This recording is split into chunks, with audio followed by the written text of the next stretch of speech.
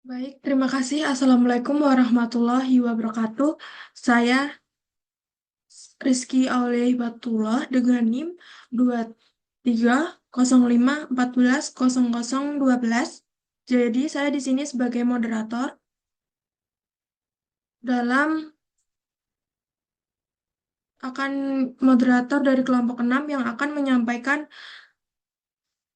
materi tata cara penulisan surat.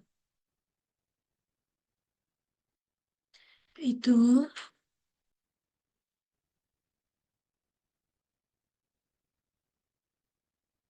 Jadi,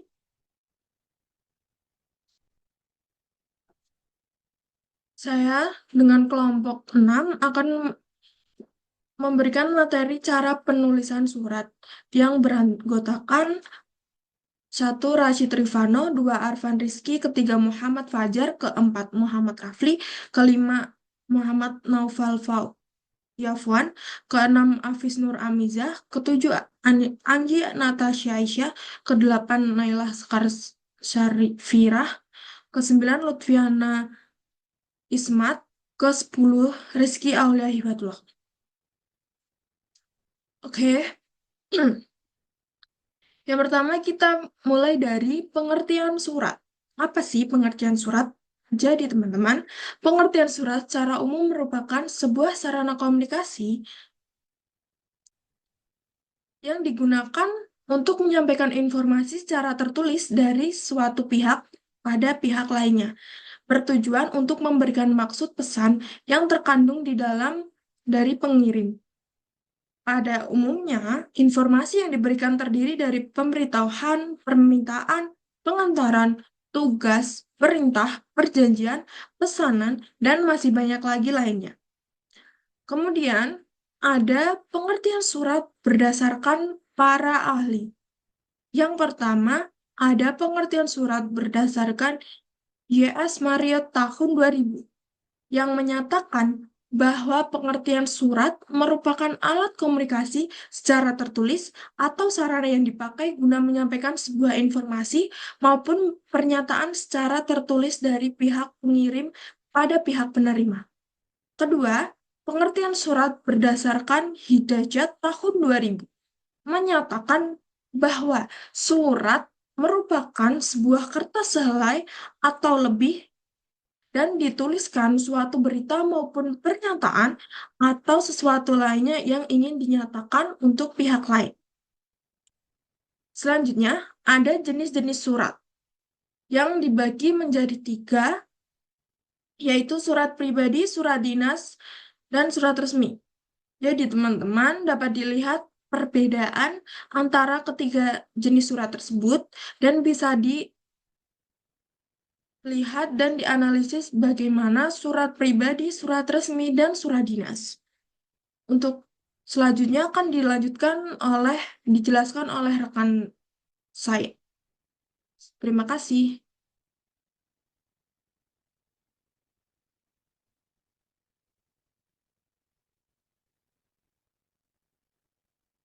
Assalamualaikum warahmatullahi wabarakatuh. Saya Muhammad Nofal Zakwan dengan NIM 2405036 dari Prodi Teknik Elektro akan menjelaskan apa itu surat pribadi. Jadi surat pribadi adalah surat yang dibuat untuk keperluan pribadi atau personal dan ditunjukkan kepada orang lain.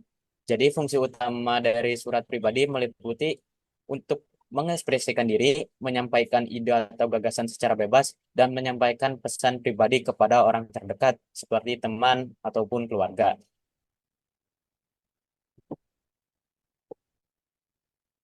Kemudian ada ciri-ciri surat pribadi. Yang pertama, tidak memerlukan kepala atau nomor surat seperti surat dinas. Surat pribadi tidak memerlukan kepala ataupun nomor surat seperti surat dinas dan memiliki bahasa yang lebih santai serta personal. Yang kedua, struktur dan aturan penulisannya lebih fleksibel, tidak seketat surat resmi. Struktur dan aturan surat pribadi biasanya lebih santai dan luas menggunakan bahasa sehari-hari. Yang ketiga, menggunakan bahasa sehari-hari yang santai dan personal seperti yang sudah disebutkan tadi. Yang keempat, salam pembuka dan penutup juga bersifat personal seperti assalamualaikum ataupun hai dan lain-lain. Selanjutnya ada kalimat surat tidak terlalu resmi namun tetap mudah dipahami. Yang maksudkan di sini adalah kalimat atau isi surat menggunakan bahasa yang tidak terlalu resmi atau tidak terlalu baku seperti percakapan pada sehari-hari, namun tetap mudah dipahami. Selanjutnya tidak ada aturan yang mengikat dalam penulisannya. Dan yang terakhir, struktur surat tidak selengkap surat dinas. Selanjutnya, saya akan menjelaskan struktur surat pribadi. Sebelumnya, perkenalkan nama saya Muhammad Fajar Wahyu Saputra dengan NIM 2405-1029 dari Prodi Teknik Elektro. Struktur surat pribadi. Yang pertama ada alamat penerima surat. Ditulis di amplop agar kurir dapat mengirimkan ke alamat yang benar. Selanjutnya ada tempat dan tanggal surat. Tempat dan tanggal surat itu berfungsi untuk menunjukkan kapan surat tersebut dibuat. Selanjutnya ada salam pembuka. Salam pembuka bersifat santai, misalnya hai atau assalamualaikum. Selanjutnya ada paragraf pembuka. Paragraf pembuka sebagai pengantar topik surat. Selanjutnya ada isi surat. Isi surat ini berisi pesan utama yang ingin disampaikan oleh pengirim. Selanjutnya ada penutup. Penutup biasanya berisi ucapan terima kasih atau harapan. Yang terakhir ada nama pengirim yang sering disertai tanda tangan. Selanjutnya ada surat dinas.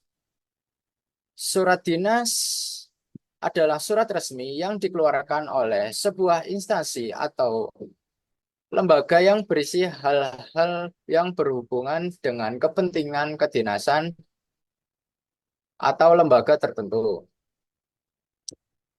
Fungsi surat dinas. Yang pertama sebagai sarana komunikasi tertulis. Untuk menyampaikan hal-hal yang berkaitan dengan kepentingan suatu kedinasan atau lembaga. Selanjutnya sebagai sarana informasi atau pemberitahuan mengenai hal-hal khusus yang disampaikan satu pihak kepada pihak lainnya. Selanjutnya sebagai bukti tertulis dalam bentuk dokumen cetak di mana isinya bisa dipertanggungjawabkan. Selanjutnya sebagai alat untuk pengingat bagi penerima surat. Yang terakhir sebagai bukti historis dan bukti kronologis.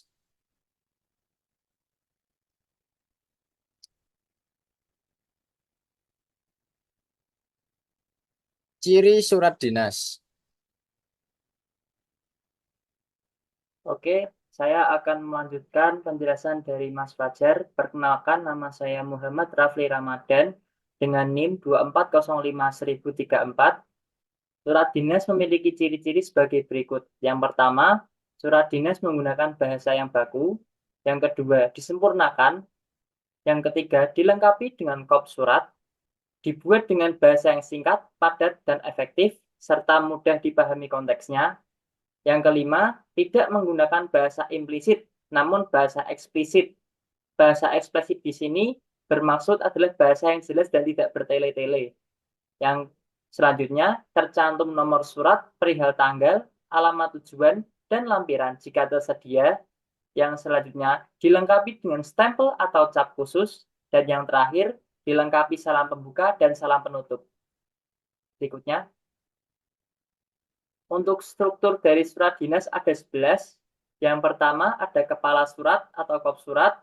Yang kedua nomor surat, kapan surat itu keluar. Yang ketiga tanggal surat dibuat, kapan surat itu dibuat. Yang keempat lampiran atau hal.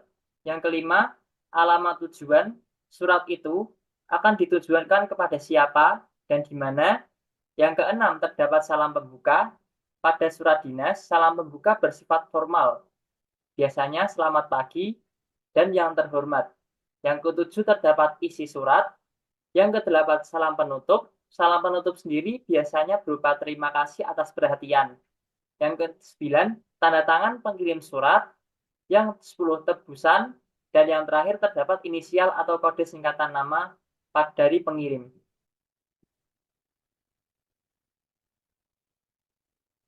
Perkenalkan, saya Lutfiana Ismat Wardani dengan NIM 2404090024. Di sini saya akan menjelaskan apa itu surat resmi. Surat resmi adalah surat yang diterbitkan oleh suatu instansi pemerintah, perusahaan, organisasi, atau individu yang memiliki kekuasaan resmi dan bertujuan untuk menyampaikan informasi, perintah, atau permintaan secara formal.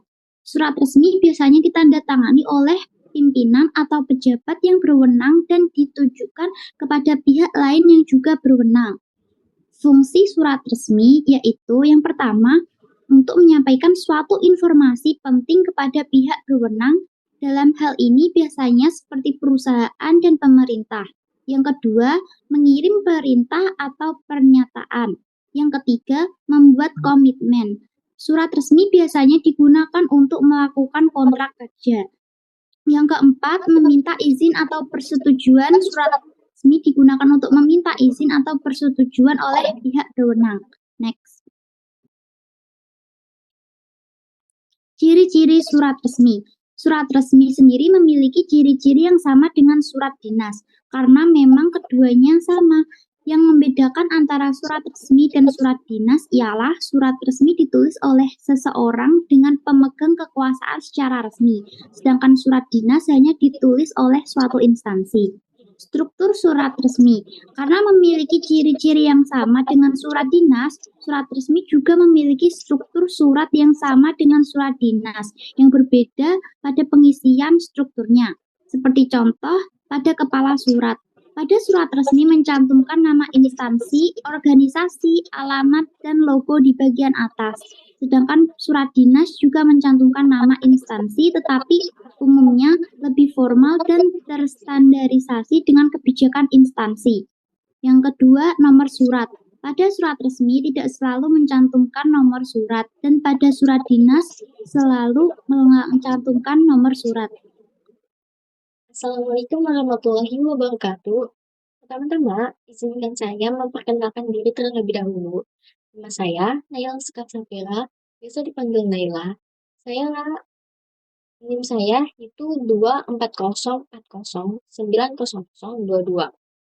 Baik, di sini saya ingin menjelaskan tata cara penulisan surat pribadi berdasarkan materi yang saya pahami dan dari referensi-referensi jurnal yang saya telusuri juga. Baik, di sini di sebelah kiri saya itu ada contoh dari surat pribadi yang sudah ditunjukkan struktur sebelumnya. Nah, yang pertama di sini ada tempat dan tanggal surat. Tempat dan tanggal surat ini biasanya ditulis di bagian atas surat, biasa di kiri maupun di kanan. Dan contohnya ini kayak yang di sini, di contoh suratnya sendiri, itu Yogyakarta 11 April 2011. Dia di sebelah kanan di atas bagian sebelah kanan bagian atas surat. Dan yang kedua itu ada tujuan surat. Tujuan surat ini berupa tulis alamat tujuan surat yang harus dituliskan di amplop jika surat dikirimkan lewat pos itu jika suratnya dikirimkan lewat pos. Lalu tujuannya agar surat ini sampai ke alamat penerima yang tepat dan bisa dibaca oleh orang yang tepat. Jadi tujuan surat ini ya tujuannya agar suratnya ini tidak nyasar kemana-mana. Dan di contoh surat pribadi yang saya ambil di sini itu tujuan suratnya di sebelah kiri bagian kedua itu jumpa sahabatku Manda di kota hujan.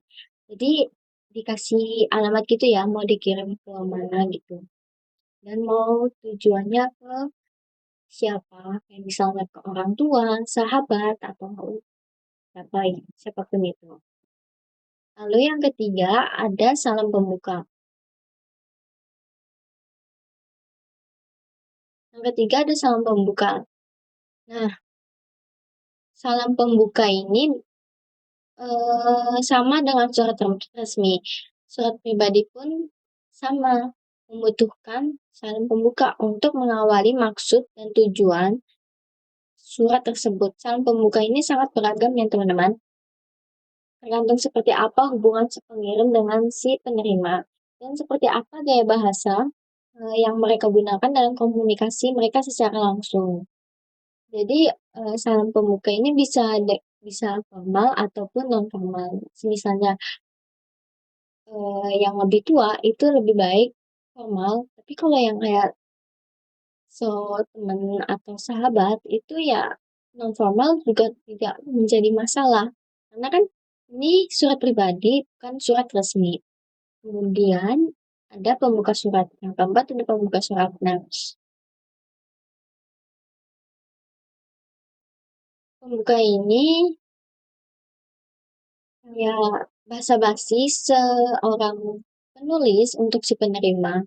Jadi di contoh suratnya ini pembukanya itu saya bacakan ya, yaitu yang gimana keadaanmu sekarang? Mudah-mudahan kamu sehat dan tidak kurang suatu apa. Sudah lama kamu tidak memberi kabar kepadaku. Apakah kamu lupa denganku? Wah, mentang-mentang kamu sudah jadi ketua OSIS, ya sudah jadi orang keren ya. Mungkin maksudnya orang baikkan di sini tuh orang keren mungkin. Karena kan surat pribadi mungkin di sini itu memakai bahasa yang mereka gunakan sehari-hari saat mereka komunikasi secara langsung.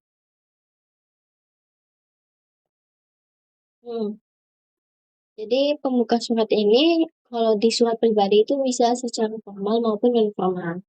Tapi lebih baiknya jika kepada yang lebih tua atau kepada yang kayak jabatannya lebih tinggi itu lebih baik formal. Tapi kalau yang kayak teman itu non formal juga bukan jadi hal yang masalah kan.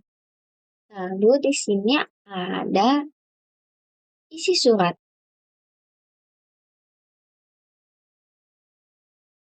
Nah, isi surat di sini itu berisi tentang Manda, sahabatku, aku sekarang berada di pengungsian.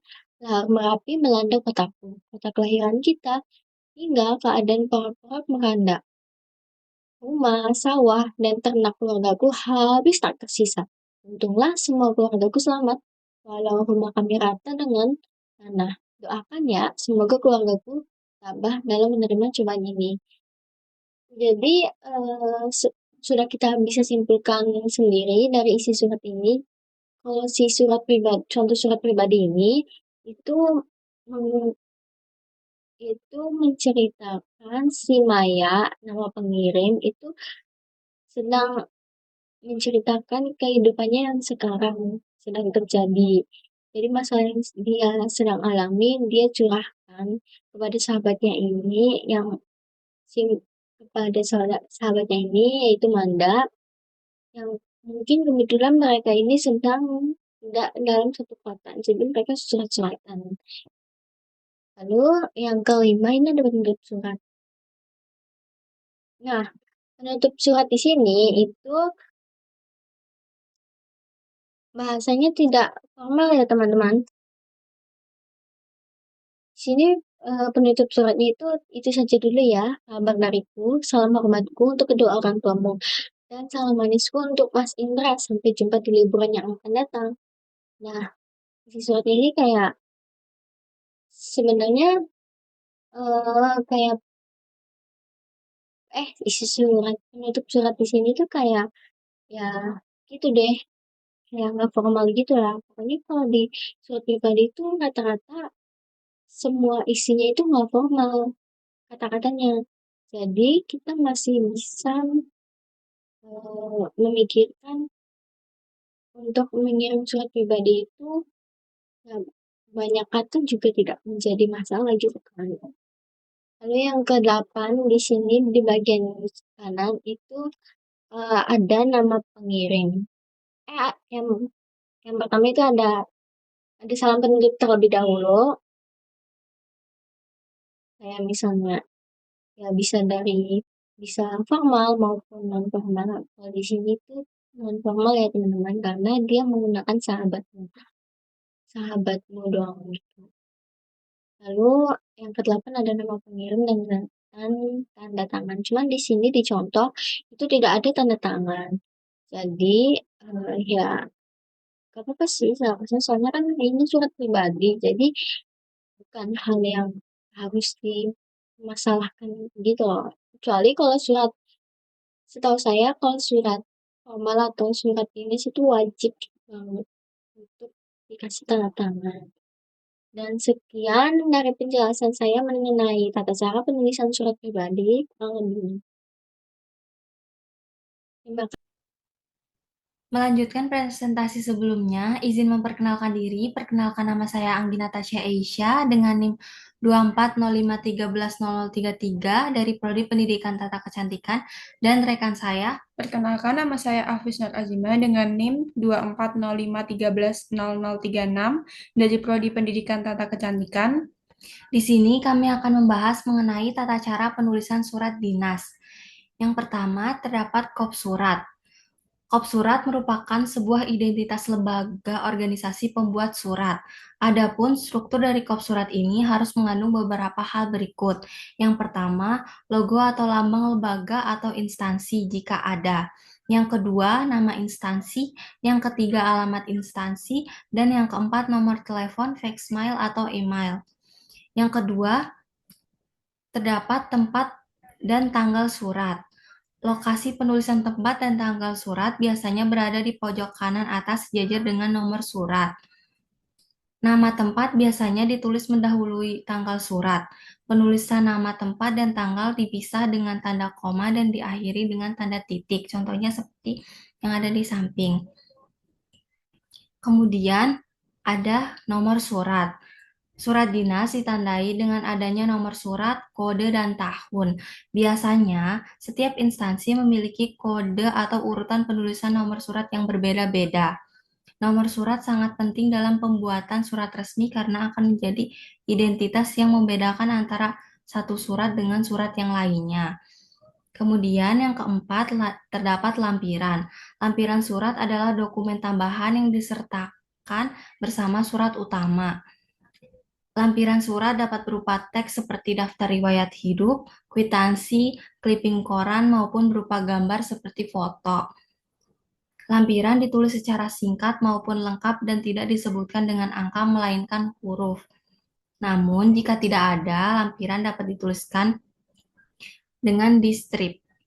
Kemudian yang kelima ada hal atau perihal surat. Perihal ini berfungsi untuk memberi petunjuk kepada pembaca tentang kepentingan dan isi pokok dalam surat tersebut. Yang keenam ada alamat tujuan. Penulisan dalam alamat tujuan yaitu penulisan yang terhormat atau yang sering disingkat YTH berfungsi untuk memberi penghormatan kepada penerima surat.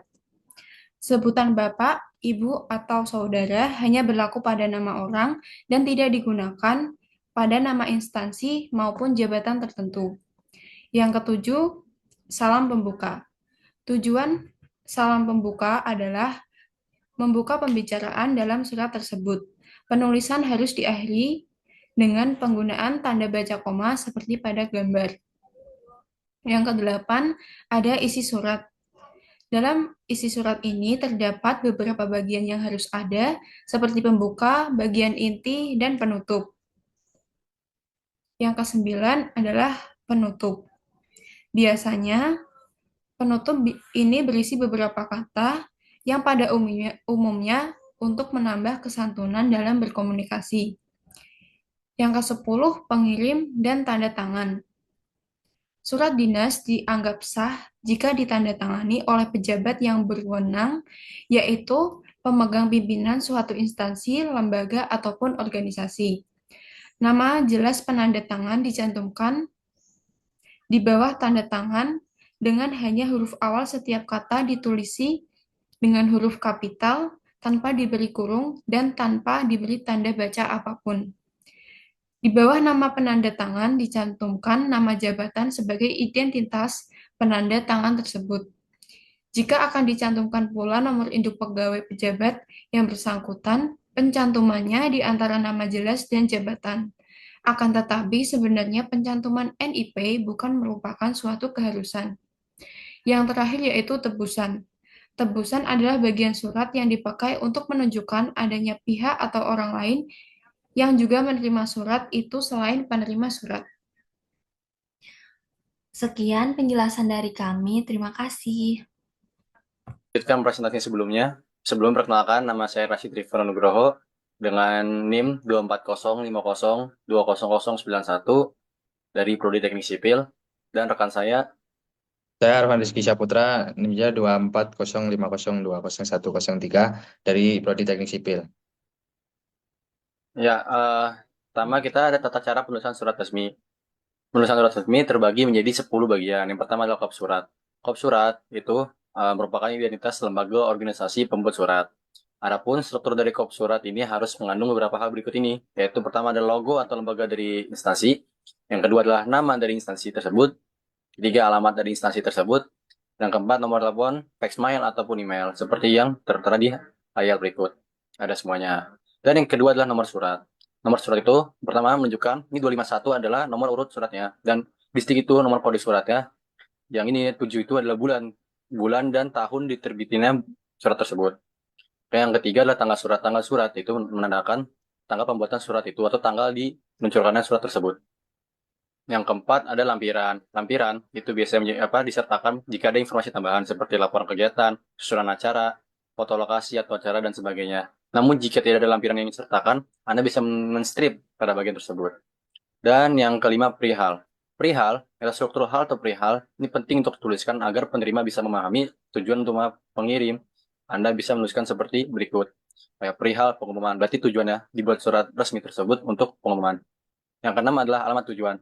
Alamat tujuan biasanya penulisan singkat saja karena alamat lengkap tujuan biasanya dicantumkan pada sampul surat.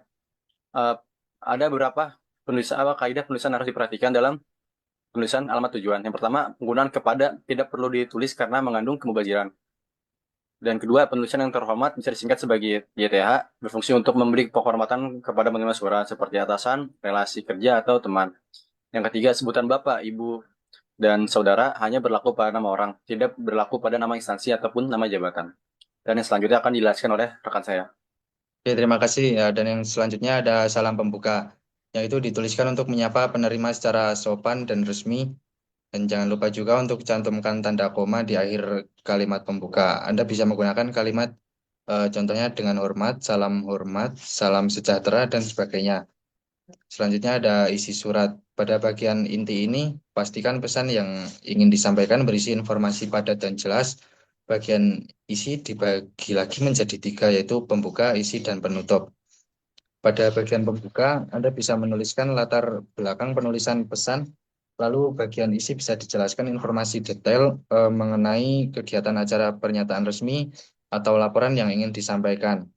Terakhir, bagian penutup bisa dituliskan mengenai harapan pengirim kepada penerima agar bisa memahami tujuan pesan dengan baik. Selanjutnya ada salam penutup, yaitu digunakan untuk menambah kesan formal dan santun dalam surat menyurat.